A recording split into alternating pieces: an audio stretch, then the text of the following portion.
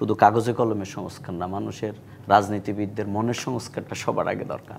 আমরা কি এখনো বলেছি যে পিআর পদ্ধতি যদি না হয় তাহলে ফেব্রুয়ারিতে কোনো ইলেকশন হতে দেয়া হবে না? অবশ্যই আপনি বলতে পারেন ডাকসুর ইলেকশন, জাকসুর ইলেকশন, আরো অন্যান্য জায়গার ইলেকশনগুলো জাতীয় রাজনীতিতে আর প্রভাব ফেলবে। আব্দুস, আপনারা বলছেন যে আসলে যদি মানসিকতার পরিবর্তন হয় সেক্ষেত্রে ঐক্যমত্যে পৌঁছানোর জন্য 1 ঘন্টাই যথেষ্ট।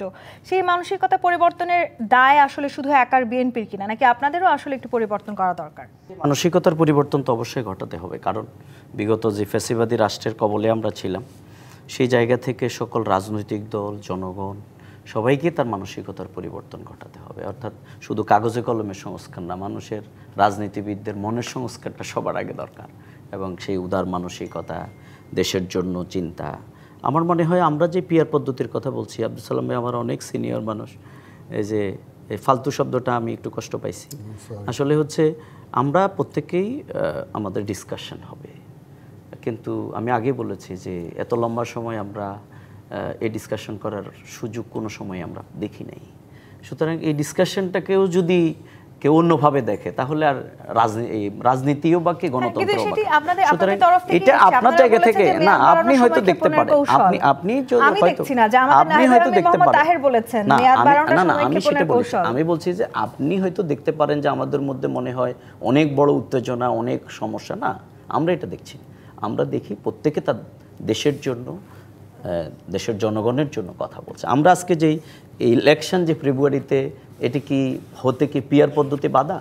আমরা কি এখনো বলেছি যে পিআর পদ্ধতি যদি না হয় তাহলে ফেব্রুয়ারিতে কোনো ইলেকশন হতে দেয়া হবে না? বরং আমরা তো বাধা দেখছি হচ্ছে যে বিগত দিনের যে ফ্যাসিবাদী কর্মকাণ্ড সেগুলো কন্টিনিউ করার কারণে।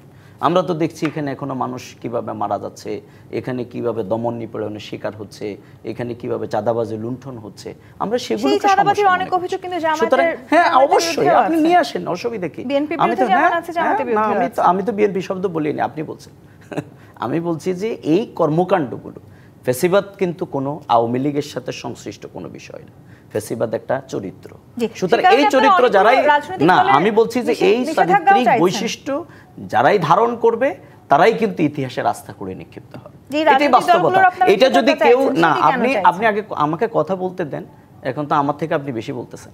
আমি বলতেছি যে এই যে যাদের নেতৃত্বে বিপ্লব হয়েছে, সেই ঢাকা বিশ্ববিদ্যালয় যেখান থেকে সূতিকার, সেটা থেকে একটা সিগন্যাল কিন্তু জাতিকে দিয়ে দেওয়া হয়েছে। আপনি সেটাকে যদি সিগন্যাল হিসেবে না নিতে পারেন তাহলে দিস ইউর ম্যাটার, কিন্তু আমি নিচ্ছি, সেখান থেকে নেওয়া হয়েছে। আজকে বিশ্ববিদ্যালয়গুলোর যেখানে 100% শিক্ষিত, সেখানে মারামারি ছাড়াই ছাত্ররা তাদের মত দেওয়ার মাধ্যমে তারা বলে দিয়েছে। আজকে বলে ছাত্র শিবির যে বিজয়ী হয়েছে, এখানে আপনি কি বলবেন এবার সবাই ছাত্র শিবির? নো। অর্থাৎ প্রত্যেকে পরমত সহিষ্ণুতা, উদারতা, আমাদের গণতান্ত্রিক যে পরিবেশ, মূল্যবোধ, এগুলোকে ওন করে আজকে ডাকসু জাকসু তার সবচেয়ে বড় প্রমাণ। সুতরাং আমি বলতে চাই এই দেয়ালের ভাষাগুলো আমাদের রাজনীতিবিদদেরকে পড়তে হবে। আমি আপনাকে সেটা বলছেন, এইগুলো সব আপনি বলতেছেন, কিন্তু আমি বলতেছি হ্যাঁ হতে পারে অবশ্যই। ঢাকা বিশ্ববিদ্যালয় যেখান থেকে বিপ্লবের সূচনা হয়েছে, যারা ফ্যাসিবাদ মুক্ত বাংলাদেশের এই অবতারণা করেছে, রাজনীতিবিদরা তার সাথে ছিল। অবশ্যই আপনি বলতে পারেন ডাকসুর ইলেকশন, জাকসুর ইলেকশন, আরো অন্যান্য জায়গার ইলেকশনগুলো জাতীয় রাজনীতিতে আর প্রভাব ফেলবে, কারণ এরা আমাদের সন্তান, এরা আমাদের ভাই, এরা হচ্ছে বর্তমান প্রজন্মের যে ইন্টেলেকচুয়ালিটি, ডাইনামিক লিডারশিপ আগামী দিনে তাদের মধ্যে